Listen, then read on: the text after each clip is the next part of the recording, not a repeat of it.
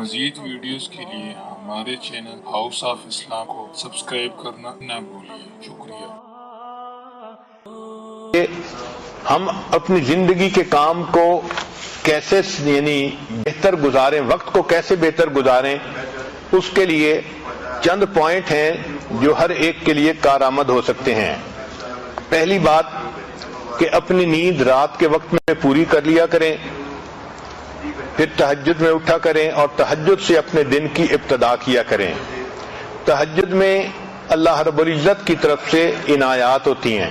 حدیث پاک میں آتا ہے کہ رات کے آخری پہر میں ایک فرشتہ اعلان کرتا ہے، هل من سائل فأعطی له، ہے کوئی سوال کرنے والا کہ جس کو عطا کیا جائے، ہے کوئی مغفرت کا چاہنے والا کہ جس کی مغفرت کی جائے۔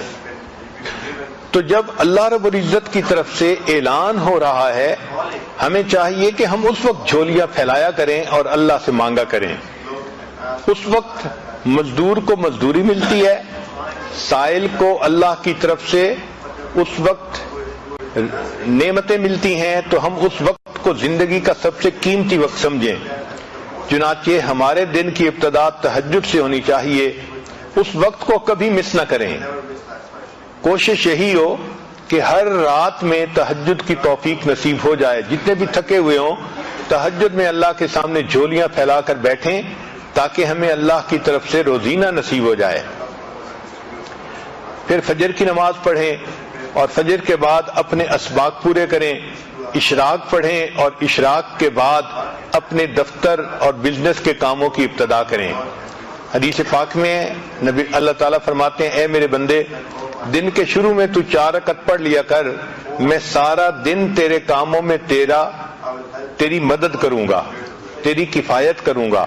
ذرا غور کیجئے کہ ہمارے سارے دن کے کاموں میں اللہ کی مدد شامل ہو جائے تو ہمیں اور کیا چاہیے؟ اور یہ نعمت مل جاتی ہے اشراق کے 4 نفل پڑھنے پر۔ اور اشراق کی نماز ہوتی ہے جب سورج طلوع ہوتا ہے، تقریباً 20 منٹ کے بعد انسان 4 رکعت پڑھ سکتا ہے۔ تو دن کے شروع میں یہ 4 رکعت پڑھ لیا کریں تاکہ ہمارے دن کے ہر کام میں اللہ کی مدد ہو۔ عورت ہمیشہ یہ چاہتی ہے کہ جی میرے کام میں میرا تعاون کرنے والا کوئی نہیں، میں اکیلی ہوں، میں گھر میں ایک ہی ہوں۔ بھائی آپ اللہ کو اپنا تعاون کرنے والا بنا لیجئے، دن میں اشراق کی نماز پڑھنے پہ اللہ تعالیٰ آپ کے کاموں میں آپ کے کفیل بن جائیں گے، آپ کی کفایت کریں گے۔ پھر دوسری بات یہ کہ ہم جو کام بھی کرنے لگیں تو اس کا جو اینڈ ریزلٹ ہے اس کو ہمیشہ ذہن میں رکھیں کہ ہم نے کس چیز کو اچیو کرنا ہے تاکہ ہم اس کام کو مکمل کر سکیں۔ ایک تیسرا پوائنٹ کہ جو اچھی عورتیں ہوتی ہیں وہ اپنے کام کو پریورٹائز کرتی ہیں، یعنی اس میں جو پریورٹی ہے وہ دیتی ہیں، اہم کام کون سا ہے، کس کو پہلے کرنا ہے۔ اگر ہم اہم کام کو پہلے کرنے کی بجائے بس اپنی ترتیب سے ہی ہر کام کرتے رہیں گے تو ہم کم کام کر پائیں گے۔ چنانچہ ایک ٹیچر تھی، اس نے اپنے شاگردوں کو پرائورٹی کے اوپر ایک اچھی مثال سے بات سمجھائی۔ اس نے ایک بالٹی لی اور اس بالٹی کے اندر اس نے اینٹیں رکھ دی اور بالٹی بھر دی۔ پھر اس نے طلباء سے پوچھا کہ بتائیں اس بالٹی میں کوئی اور چیز آ سکتی ہے؟ ان کا نہیں، یہ تو ساری بالٹی اینٹوں سے بھر گئی۔ اب اس نے چھوٹے چھوٹے کنکر لیے اور جو اینٹوں کے درمیان جگہ تھی اس میں کنکر ڈال دیے۔ اس نے کہا دیکھو آپ تو کہہ رہے تھے کہ جگہ نہیں، اس میں تو اتنی جگہ تھی کہ کنکر بھی آ گئے، اب بتاؤ کوئی جگہ ہے؟ ان کا نہیں، اس میں تو اب کوئی بھی جگہ باقی نہیں۔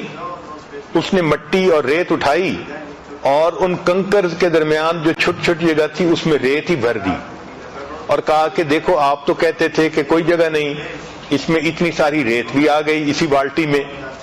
پھر اس نے پوچھا بتاؤ اس میں اور جگہ ہے؟ تو طلباء نے کہا کہ نہیں، اب تو کوئی جگہ نہیں بچی۔ اس نے پانی کا جگ لیا اور اس بالٹی کے اندر ڈالا، چنانچہ اس پورا جگ پورا پانی کا جگ بالٹی کے اندر آ گیا۔ اس نے کہا دیکھو ابھی اس میں اتنی جگہ باقی تھی۔ پھر اس نے کہا کہ اچھا بتاؤ کہ آپ نے کیا سیکھا؟ انہوں نے کہا کہ ہم نے یہ سیکھا کہ آپ اس میں جگہ بناتی ہی چلی گئیں۔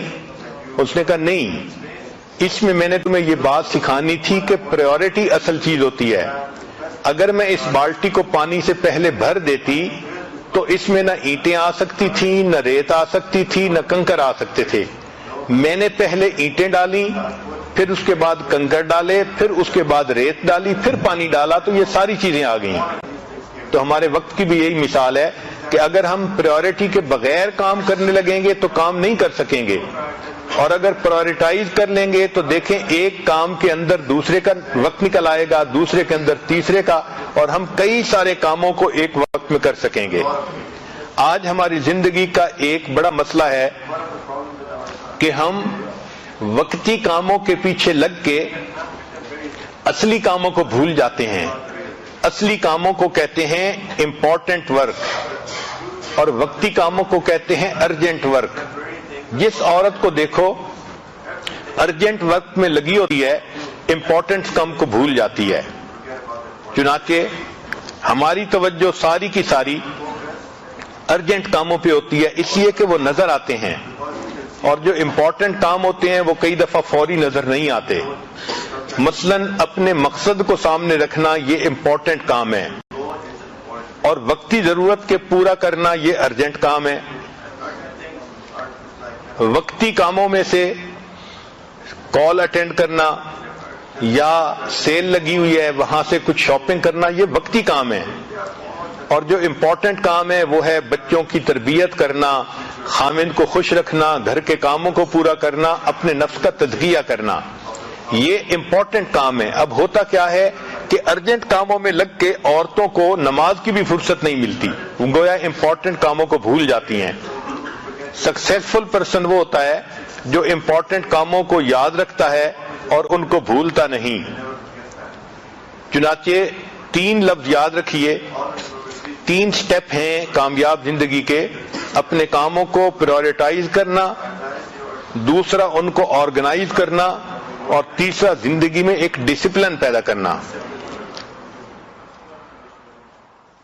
مزید ویڈیوز کے لیے ہمارے چینل ہاؤس آف اسلام کو سبسکرائب کرنا نہ بھولیے۔ شکریہ۔